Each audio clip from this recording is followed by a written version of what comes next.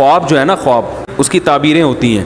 اگر خواب میں قرآن آپ کے ہاتھ سے گر گیا تو اس کا مطلب یہ نہیں ہے کہ آپ قرآن کی توہین کرتے ہیں.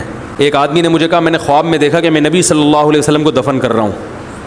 اب بظاہر تو یہ توہین ہے نا، لیکن خواب ہے اس لیے توہین نہیں ہے. تو میں نے کہا بھائی آپ نے کوئی سنت کو ختم کیا ہے. تو اس نے بتایا کہ میں نے داڑھی کاٹی ہے. تو یہ نبی کو دفن کرنا اصل میں کس سے کنایا ہے؟ سنت کو ختم کر رہے ہو آپ. ہمارے ایک دوست تھے وہاں سعودی عرب میں، انہوں نے واقعہ سنایا کہ شیخ بن باز رحمہ اللہ تعالیٰ کو کسی خاتون نے فون کیا کہ میں نے ایک عالم کو دیکھا ہے کہ وہ بیت اللہ کا برہنہ ہو کے طواف کر رہے ہیں بغیر کپڑوں کے. بظاہر تو یہ توہین ہے نا کہ عالم کو برہنہ حالت میں دیکھا. وہ تعبیر کے بڑے ماہر تھے شیخ بن باز. اس خاتون نے نام نہیں بتایا.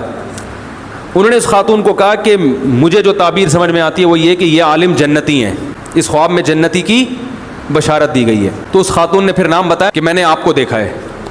تو کہتے ہیں ایک ہفتہ وہ روتے رہے تھے. ان پر ایسی کیفیات طاری ہو گئی نا کہ اللہ کی رحمت کا تصور کر کے کہ شاید اللہ نے مجھے ایک بشارت دی ہو، خوشخبری دی ہو. دیکھو اللہ کو ان جاگتی آنکھوں سے دیکھنا ممکن نہیں ہے، لیکن امام احمد بن حنبل کہتے ہیں میں نے اللہ کو خواب میں دیکھا ہے. اب کوئی کہے کہ اللہ کو تو دیکھنا ممکن نہیں ہے، تو بھائی خواب ہے، صحیح ہے نا، خواب میں زیارت ہو سکتی ہے.